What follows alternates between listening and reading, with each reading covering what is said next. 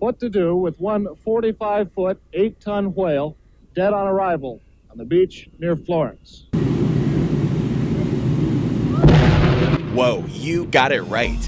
A huge whale just blew up, and this isn't even the most interesting thing we found. So today, you'll learn which animals can explode and why several cows once blew up an entire building. Let's go.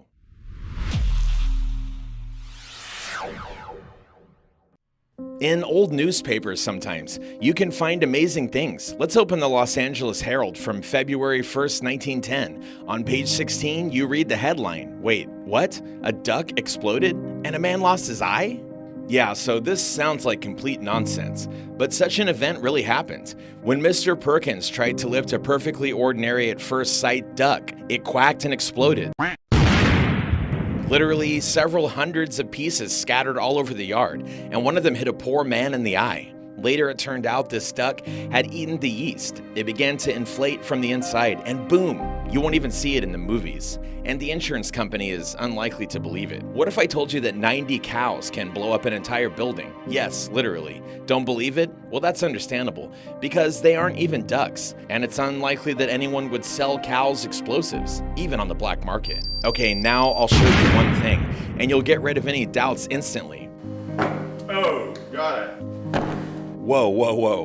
What does this have to do with cows blowing up buildings and intestinal gases? This is the strangest combination of things you can imagine. First of all, let's face the obvious. Intestinal gases are really inflammable. About 30% of people can boast such a feature of their bodies, all because of the high methane content. A special bacterium is responsible for it, and scientists believe that the flammability of gases is inherited. So, if your grandfather, great-grandfather, and father know how to passionately release gases to a lighter, then you can also have this superpower. But use it with caution. You could accidentally ignite not only your clothes, but even your intestines. Once, a building in the German commune Rasdorf suddenly caught fire, and at that moment, there were 90 cows inside. One of them suffered, and of course the animals were very scared. The police started the investigation. Surely at first, the officers suspected some hooligans or activists, but eventually it turned out that the explosion was made by the cows themselves.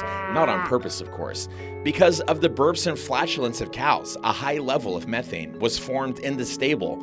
All that was missing was a tiny spark, and it appeared because of static electricity. It's believed that cows emit up to 500 liters of methane daily, but it's usually simply removed through ventilation. That's why it's very important to ventilate if there's a cow nearby, and don't forget the fresh air. But let's leave the German cows alone and move in space and time to November 1970, where a whale was thrown onto a beach in Florence, Oregon. It happens all over the world from time to time, and these guys were going to blow up the body of the animal with dynamite. Wait, why blow up a whale at all? Sometimes whales end up on the beach, and unsuspecting people gather around, then this happens. No, it's not because the animal has decided to get back at people. No. When a whale dies in the wild, it falls to the bottom of the ocean, where it's eventually eaten by sharks, fish, and various microorganisms. This process of feeding and decomposition can last up to 30 years and can be as environmentally significant as the whale's life cycle. But when a whale is thrown ashore, its death looks much less heroic. The gas accumulates inside the animal as long as its stomach contents decompose. But because of the thick layer of subcutaneous fat and dense skin, the gas remains inside, gradually inflating the whale's remains, and at high temperature. That's because the coast is definitely warmer than the depths of the ocean, and the result will be quite natural. However, most often, whales don't explode by themselves. This happens when people are trying to influence them. For example, open them. And what about those guys with dynamite? At the time, these beaches were under the jurisdiction of the Oregon Department of Transportation, so they decided to deal with a dead whale the same way they dealt with the big boulder. Just blow it to hell and clear some space. Well, I'm confident that it'll work. The only thing is we're not sure just exactly how much explosives it'll take to disintegrate this thing, so the scavengers, seagulls, and crabs and whatnot can clean it up. Department staff assumed that the dynamite would divide the carcass into small pieces that could be easily cleaned up afterwards. Well, they were right about something. The whale really did split up into pieces. 450 kilograms of dynamite was used to solve the problem, although some people claimed it was too much. 4 kilograms of dynamite would have been enough, but the explosion was made anyway. As a result, many huge pieces of whale were scattered on the ground near buildings and parking lots. Individual chunks of the whale blast at a distance of 250 meters. One of the pieces even landed on a car and damaged it. It was real rain from what was once an animal, and it looked very spectacular and absolutely meaningless.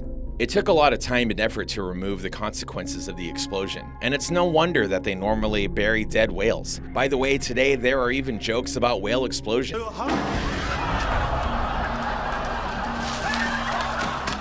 And believe me, watching something like this isn't the most exciting scene. That is, of course, very unusual. But according to marine biologist Andrew Thaler, decomposing whale is one of the worst smells in the world. However, not only do whales explode, toads do quite successfully too. And no, you don't need to inflate them like in Shrek. Hey, seriously, no, don't do it. In April 2005, representatives of the Nature Resources Conservation Service watched toads in Hamburg inflate from gases and explode, spreading their insides up to 1 meter away. Most often, this happened at night. Within a few days, about 1,000 toads died this way. At first, they increased in size by about 3.5 times, then exploded, and were still alive for some time after. Scientists couldn't understand why this happened. They thought about viruses or fungal infection, but it turned out that the ravens were to blame for everything. They attacked toads aiming at the liver. Apparently, this is considered a kind of delicacy since the Prometheus. The toads, of course, weren't delighted. They tried to defend themselves in the usual way by swelling up to seem bigger, but the lack of a liver, plus the expansion of blood vessels, lungs, and intestines, gave an unusual reaction. It was explosive. But exploding animals aren't only a funny phenomenon that interests scientists. They were also used as weapons. Well, in any case, they were going to be used. And we're not talking, of course, about whales or toads which are able to burst simply because of some physiological process.